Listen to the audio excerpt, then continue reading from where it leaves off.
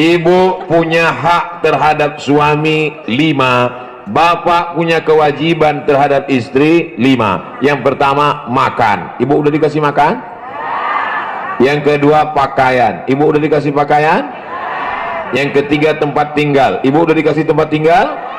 Yang keempat pendidikan, ibu sudah dididiknya dengan baik?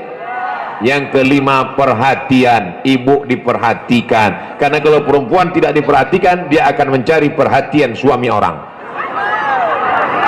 Wahai laki-laki, kau mesti memberikan 5 hak perempuan. Kalau sudah alhamdulillah, kalau belum insya Allah tahun baru hijrah lebih baik ke depan insya Allah. Yang menjadi ditanggung sang suami adalah di saat suami tidak pernah mendidik, tidak pernah membimbing, lalu istri menjadi tidak benar gara-gara suami tidak mendidik. Kenapa? Kullukum ra'in wa kullukum mas'ulun an ra'iyati. Seorang suami tanggung jawab untuk menghantarkan istrinya pada kemuliaan. Lalu nggak didik. Dosa anak pun dibawa oleh seorang ayah. Tidak pernah dihantarkan ke tempat yang baik. Anaknya, yang mabuk kan anak, yang nggak sholat kan anaknya. Kenapa bapaknya dosa? Bapaknya tidak pernah ngajari.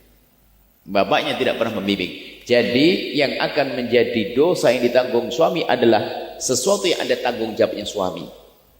Naudzubillah, perempuan naudzubillah sudah dididik khianat, lakukan ini kehinaan, ya dosa sendiri ya. Bahkan dosanya besar. Istri naudzubillah, sebuah naudzubillah ini dijaga oleh Allah semuanya. Sebagai contoh, jangan pemahaman itu langsung dipakai. Akhirnya istri mohon maaf ada perempuan sudah punya yang halal zina. Lalu ini tanggung suami. Mana tanggungnya? Dia sendiri. Dia dosanya pada Allah, dosa pada suami, dosa gede. Kalau ditanggung suami bagaimana? Ya nggak ada. Jadi kecuali dosa-dosa yang terjadi sebab keteledoran suami di dalam mendidiknya, iya. Berarti kan tanggung jawabnya suami. Suami tidak pernah mengajak kepada kebaikan. Hati-hati ya nih. Semuanya punya tanggung jawab di hadapan Allah. Ibadah ikhlas, ibadah khusyuk itu karena kita menghadirkan tafakur.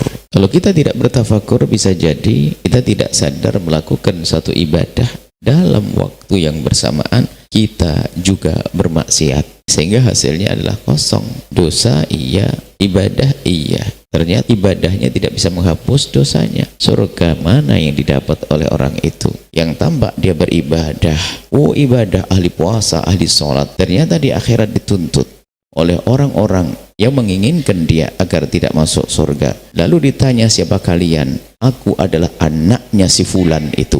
Dia rajin ibadah, rajin tahajud, rajin puasa, rajin umrah, tapi aku tidak dididik dengan benar, sehingga aku tidak kenal engkau ya Allah, sehingga aku bermaksiat gara-gara ibuku terlalu sibuk ibadah, tidak sempat ngurusi aku. Lalu ternyata ada orang ahli ibadah masuk neraka gara-gara anak. Apakah seorang wanita yang tidak berhijab akan membawa kedua orang tuanya masuk neraka?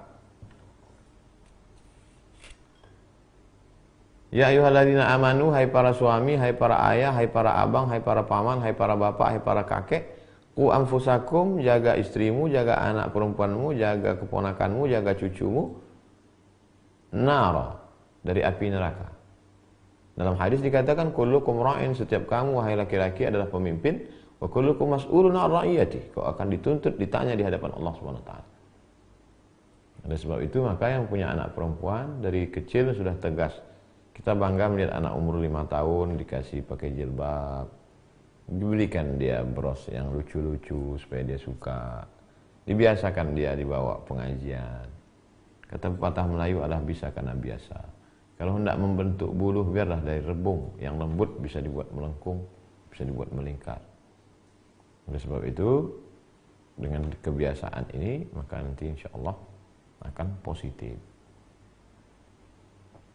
Jadi laki-laki itu berat tanggung jawabnya di hadapan Allah. Muridnya apa pernah bertanya, kamu jalan sama siapa, kenapa nggak pakai jilbab, jajan yang dipakai dibawa kemana, sekolahnya, pergaulannya, jalan sama siapa, pulang jam berapa.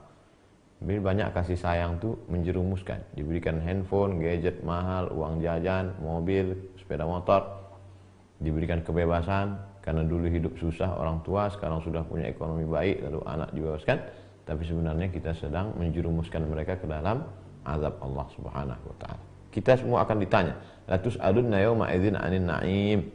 Kamu semua akan ditanya tentang nikmat. Dan di antara nikmat yang paling besar adalah anak.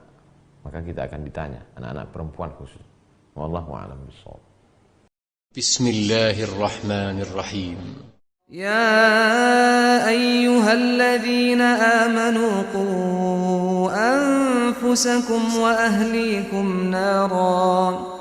نارا وقودها الناس والحجارة عليها ملائكة غلاظ شداد لا يعصون الله ما أمرهم ويفعلون ما يؤمرون